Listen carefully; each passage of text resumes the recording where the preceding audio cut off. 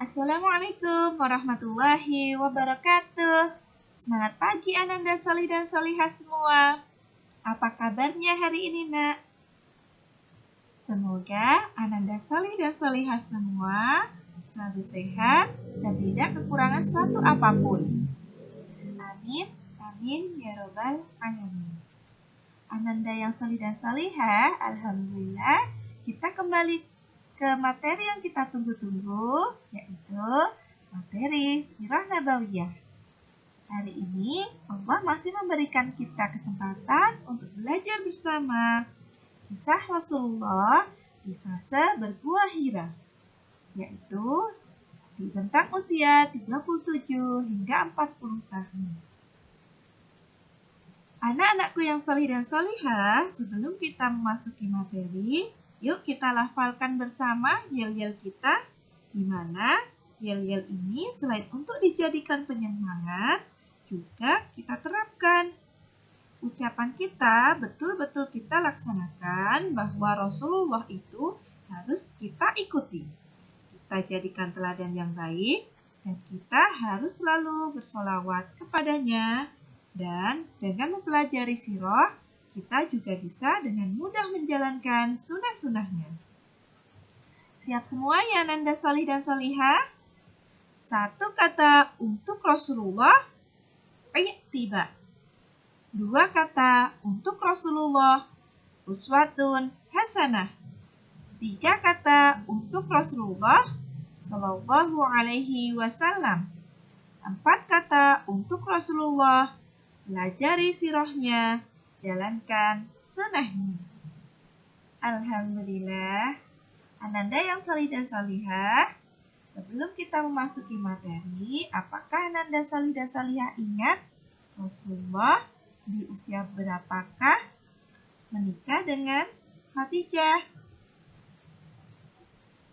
Betul sekali, di usia 25 tahun. Dan saat itu, Bunda Khadijah berusia 40 tahun. Anak-anakku yang solih dan solihah, di fase ini kita akan mempelajari tentang Gua Hira, Tahanut, dan Irhes.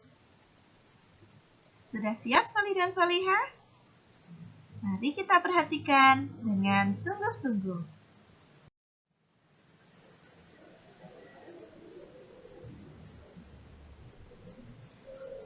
Anak-anakku yang solih dan solihah, tahukah kalian bahwa Gua Hira adalah sebuah gua yang terletak di atas Jabal Nur?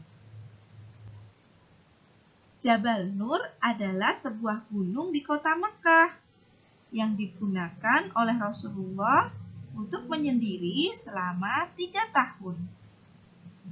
Ketika itu Rasulullah berusia 37 tahun, mendekati usia 40 tahun. Beliau lebih sering mengasingkan diri atau berdiam diri di Gua Hira. Jarak Gua Hira dari Mekah kurang lebih 2 mil. Terletak 9,1 km dari rumah Rasulullah. Apabila ditempuh dengan kendaraan, dapat ditempuh selama 19 menit. Dan apabila dengan berjalan kaki, selama 1,25 jam. Dengan jarak 6,1 km. Jarak Gua Hira dari kaki gunung seperti 600 susunan anak tangga. Masya Allah. Bisa ditempuh selama 2 jam. Tetapi pada saat Rasulullah mencapai Gua Hira, Rasulullah harus mendaki bukit berbatu-batuan terlebih dahulu. Gua Hira memiliki panjang kira-kira 1,8 meter. Dan lebarnya 0,8 meter. Dari rumah Rasulullah, Gua Hira ini jaraknya sangat jauh. Rasulullah sengaja menyendiri agar dirinya dapat mencari ketenangan di sana.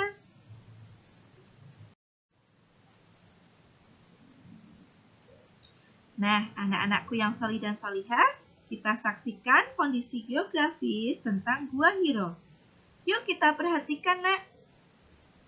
Sebelah kiri terdapat gambar letak Gua Hiro di peta Jazirah Arab dalam peta dunia.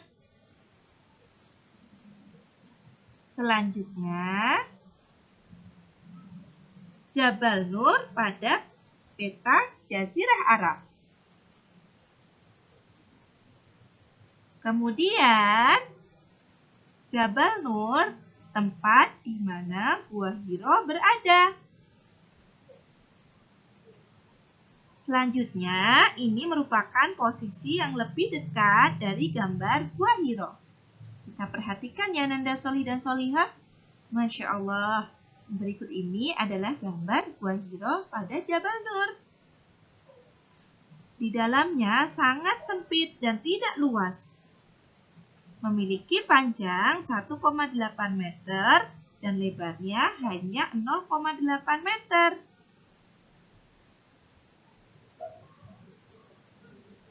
Inilah tempat Rasulullah menyendiri atau berhuzlah. Nah, selanjutnya gambar di samping Gua Hiro pada Jabal Nur adalah gambar yang merupakan jarak dari rumah Rasulullah ke Jabal Nur. Kemudian berikut ini adalah rute rumah Rasulullah ke Jabal Nur. Masya Allah, jauh ya Nanda Solih dan Solihah. Namun luar biasa sekali Rasulullah.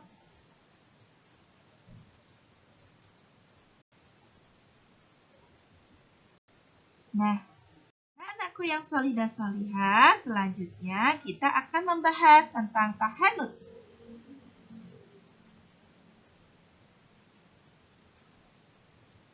Demikian perjalanan Rasulullah untuk menuju Gua Hiro penuh perjuangan dan penuh rintangan. Semoga kelak kita semua dapat berkunjung dan menapaktilasi tempat-tempat di mana Rasulullah singgah, salah satunya di Gua Hiro. Amin, amin, ya Rabbal Alamin. Ananda yang solih dan solihah, kenapa Rasulullah pergi ke Gua Hiro? Apa yang Rasulullah lakukan di sana?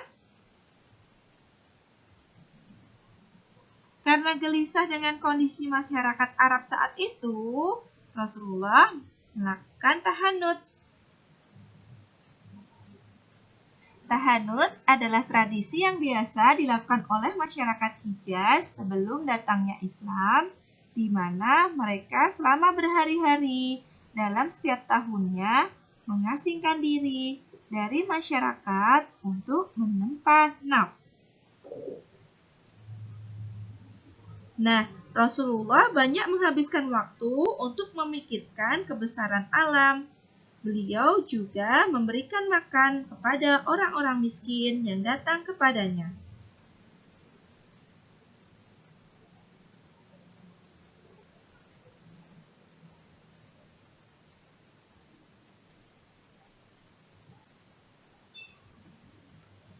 Selesai bertahanut, beliau tawaf.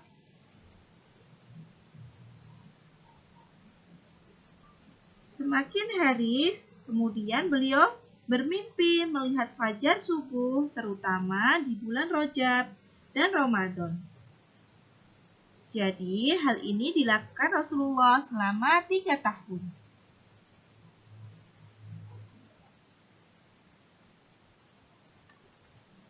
Nah, Ananda yang solih dan solihah, selama menyendiri, Rasulullah juga mengalami irhas.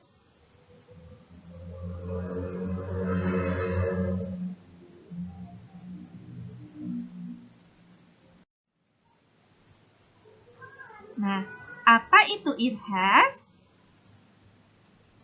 Irhas adalah kejadian luar biasa yang Allah berikan kepada calon nabi dan rasul. Dan ini tidak diberikan oleh Allah kepada manusia biasa.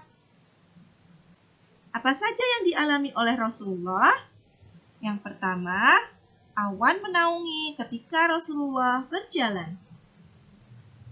Selanjutnya, sesungguhnya ketika kalian muncul dan naik menuju padang bukit, tidak ada satupun dari bebatuan dan pohon-pohon, melainkan bersujud kepadanya, dan mereka tidak akan bersujud kecuali kepada seorang nabi. Dialah nabi yang lama dinanti, Ar-Rahim. Nah, kalimat ini diungkapkan dan diucapkan oleh seorang rahib. Selain itu, Rasulullah juga mendengar bahwa batu dan pohon memberikan salam kepadanya. Dari sahabat Jabir bin Samrah, ia berkata bahwa Rasulullah Shallallahu Alaihi Wasallam telah bersabda, "Di malam aku diutus, tidaklah aku melewati pohon dan tidak pula batu, kecuali ia mengucapkan, semoga kesejahteraan dilimpahkan kepadamu, wahai utusan Allah."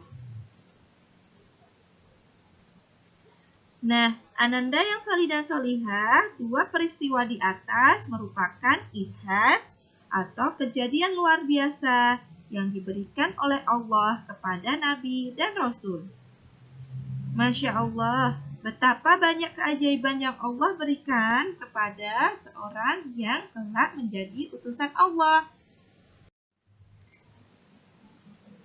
Anak-anakku yang solih dan solihah, selanjutnya kita akan membahas hikmah dan ibroh.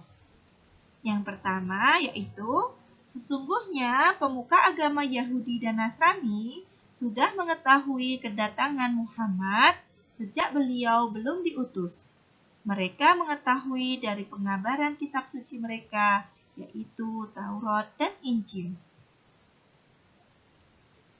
Sesungguhnya, tanda yang terjadi pada diri Rasulullah sebelum diutus menjadi nabi merupakan pertanda yang menunjukkan Allah telah mempersiapkan beliau mengemban amanah yang agung dan suci.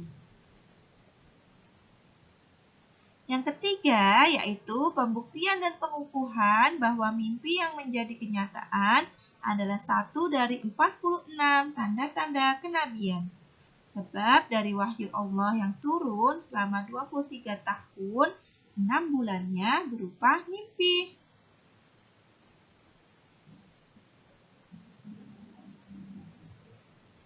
Beruzlah menunjukkan telah selesainya interaksi dengan manusia. Tetapi bukan berarti meninggalkan urusan manusia. Rasulullah justru ingin merenungi persoalan-persoalan manusia yang dilihatnya untuk mencari penyelesaiannya yang ia tidak tahu sumber kebenarannya. Nah, anak-anaknya patuh dan taat pada orang tua, hidup rukun dan saling menyayangi seperti putra-putri Rasulullah yang kita bahas pada fase berkhadijah kemarin ya nak. Rasulullah tidak pernah membeda-bedakan putra-putrinya dan sangat menyayangi mereka. Jika berbeda pendapat dengan sesama teman, maka jangan dilanjutkan sampai terjadi perkelahian. Akan tetapi, carilah orang yang dapat mendamaikan. Contoh pada saat kemarin kita bahas pada saat terjadinya renovasi Ka'bah. Rasulullah datang untuk menjadi penengah dan memberikan solusi atas persoalan-persoalan yang terjadi. Yang ketiga, banyak bertanya kepada orang tua atau guru atau siapa saja yang dapat menjelaskan tentang tujuan hidup.